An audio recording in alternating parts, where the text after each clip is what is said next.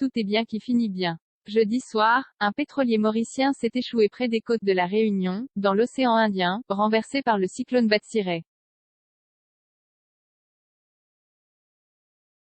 L'île est balayée depuis plus de 24 heures par cette puissante masse atmosphérique dont les autorités anticipent une intensification des vents et des pluies.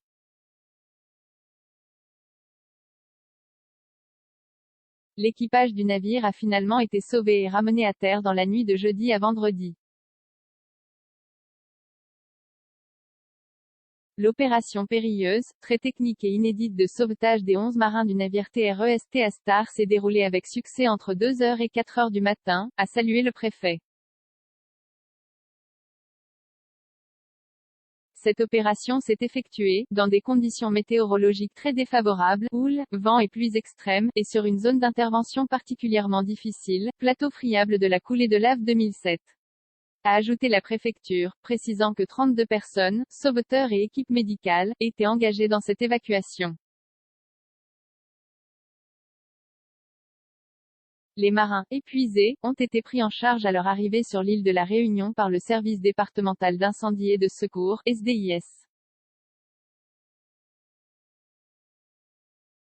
Pas de risque de pollution maritime grave, le ministre des Outre-mer Sébastien Lecornu avait précisé plus tôt que le pétrolier naviguait à vide, écartant à ce stade le risque de pollution maritime grave par hydrocarbures.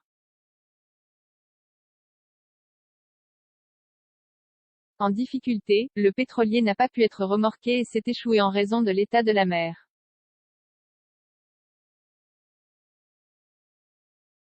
Alors que le cyclone Batsirai commence tout juste à s'éloigner de la Réunion, nous vivons actuellement les conditions météorologiques les plus mauvaises depuis le début de l'épisode, a prévenu Emmanuel Clopet, directeur régional de Météo France, lors d'un point presse en début de soirée, heure locale.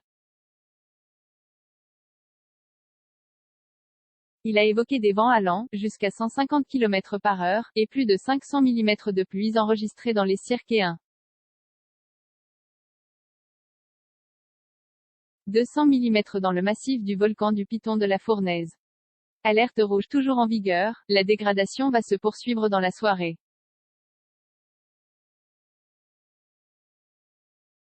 L'alerte rouge reste donc pleinement en vigueur cette nuit, et chacun doit rester confiné, a pour sa part mis en garde le préfet de l'île, Jacques Billan qui n'envisage de lever l'alerte rouge que vendredi à 9 h, 6 h en métropole. Cette levée sera toutefois suspendue à l'évolution du système cyclonique, a-t-il précisé, en rappelant que Batsirai nous a réservé quelques surprises en stationnant plus longtemps que prévu au nord de la Réunion. L'île a été placée en alerte rouge cyclonique mercredi à 19 h locale, imposant aux habitants de se barricader.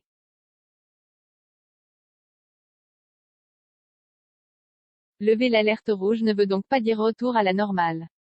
Les conséquences du passage du cyclone présenteront encore des dangers pour la population.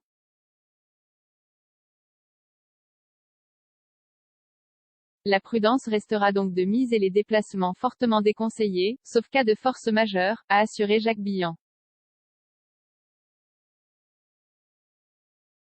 Les accès aux cirques de Salazie et de Sillaos sont restés fermés jeudi, tout comme la route du littoral qui relie la capitale administrative Saint-Denis au port et aux villes de l'Ouest, très peuplées. La route de la montagne menant à Saint-Denis a également été fermée. Vigilance sur les crues et montées des eaux. Le préfet a redemandé aux 860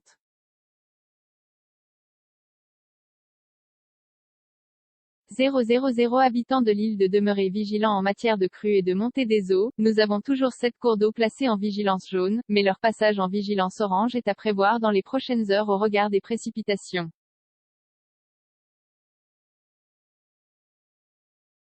Le préfet a déploré 12 blessés durant la nuit de mercredi à jeudi et recensé jeudi soir 38 interventions directement liées au cyclone, pour des événements de faible envergure.